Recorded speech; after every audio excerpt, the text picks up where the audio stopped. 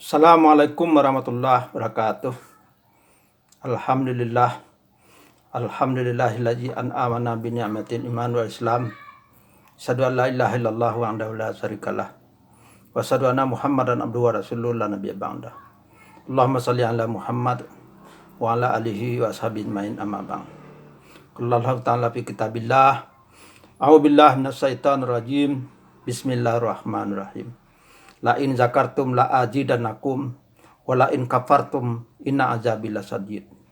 Jika kalian bersyukur, niscaya aku akan tambah nikmatku padamu. Jika kalian kufur, sesungguhnya azabku amat pedih. Wa qala aidan aniskur lillah wa may yaskur fa innama yaskuru li nafsih wa man kafara fa innallaha ganiyyun hamid. Bersyukurlah kepada Allah. Barang siapa yang bersyukur, maka dia telah bersyukur terhadap dirinya sendiri. Barang siapa yang kufur, maka sesungguhnya Allah Maha Kaya lagi Maha Terpuji.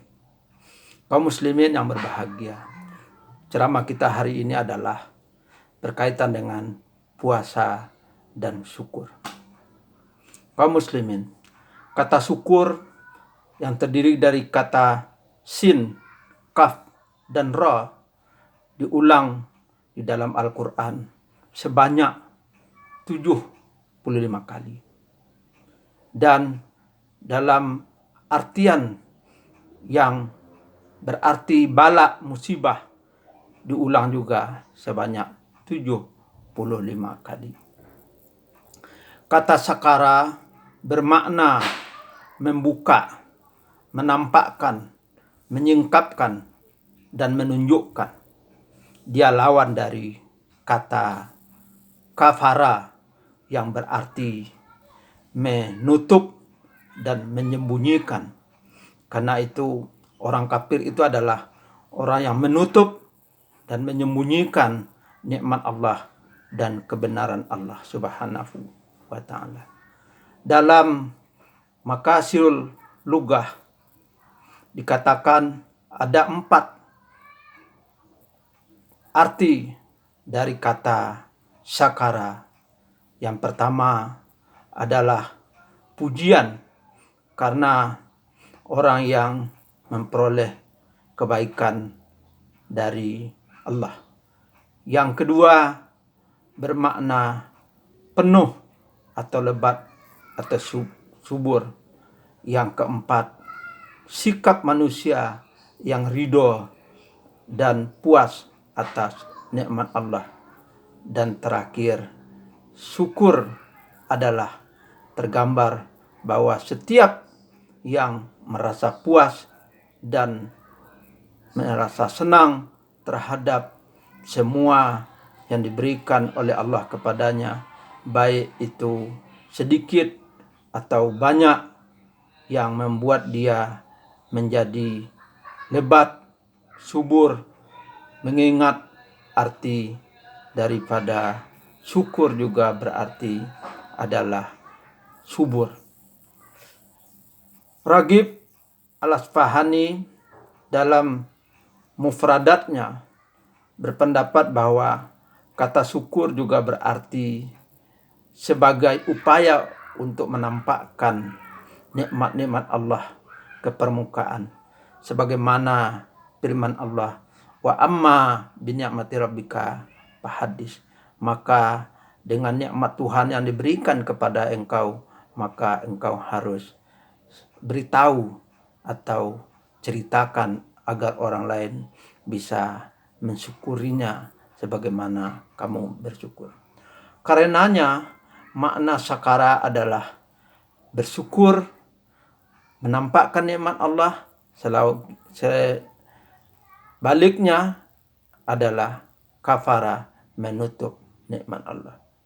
Dengan demikian, makna kata dasar syukur di atas dapat kita pahami dengan perasaan syukur, menuntut pengakuan dengan hati, ucapan dengan lidah, dan pengamalan dengan anggota badan kita. Mensyukur nikmat sehat, pendengaran, penglihatan, dan suasana hati haruslah disyukuri dengan jalan hanya mendengar, melihat, merasakan yang baik-baik dan halal saja menurut aturan Islam, yaitu berupaya sekuat tenaga hanya melihat, mendengar, dan merasakan hal-hal yang tidak membuat kita lupa kepada Allah atau zikrullah, atau menghindari diri dari hal-hal yang dapat membuat kita lupa kepadanya dan mendorong kita memperturutkan hawa nafsu atau ajakan setan. Puasa yang telah kita lakukan ini adalah upaya kita untuk mensyukuri nikmat Allah. Karena dalam puasa kita dilatih untuk tidak berjalan ke jalan yang tidak baik, untuk tidak menggunakan tangan kita mengerjakan yang tidak bermanfaat, untuk tidak menggunakan mulut kita berbicara yang tidak berfaedah, untuk tidak menggunakan telinga kita mendengarkan hasutan atau gunjingan yang tidak baik, untuk tidak menggunakan mata kita memperhatikan yang tidak baik, untuk melatih hati kita untuk selalu tawajuh dengan Allah Subhanahu wa taala. Karena itu puasa ini telah melatih kita untuk bersyukur kepada Allah Subhanahu wa taala. Imam Al-Ghazali menyebutkan syukur itu tersusun dari 3 unsur, yaitu ilmu, hal, dan amal.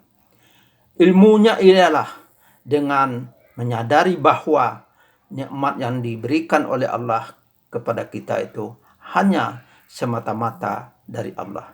Yang kedua, keadaannya adalah kita menyatakan kegembiraan, kesenangan karena memperoleh nikmat dari Allah. Ketiga adalah amalnya adalah menunaikan nikmat itu sesuai dengan tujuan penciptaannya oleh Allah dengan perbuatan-perbuatan yang dicintai oleh Allah Subhanahu wa taala. Sehingga akhirnya makna syukur ini sangat terkait dengan 3 hal. Yaskur, sakir, dan sakur. Kata yaskuru yang berarti fi'il mudhari adalah kegiatan yang terus-menerus dilakukan, bermakna upaya sungguh-sungguh mensyukuri nikmat Allah. Kata sakir tingkatannya lebih tinggi dari yaskuru, yaitu bersyukur semakin sering dilakukan kepada Allah Subhanahu wa taala. Maka dengan semakin seringnya kita bersyukur itu, kita akan menjadi derajat syakir, yaitu orang yang selalu bersyukur. Selanjutnya, sakur. Bila perasaan mau dan sadar untuk mensyukur nikmat Allah telah mendarah daging, telah menjadi kepribadian, telah menjadi tingkah laku dan karakter kita, baik ketika menerima nikmat Allah sedikit ataupun banyak, atau sekalipun menerima ketentuan Allah, ujian dan cobaan, kita tetap bersyukur. Tingkatan ketiga inilah yang sulit kita untuk lakukan, tetapi pasti kita lakukan kalau kita mau.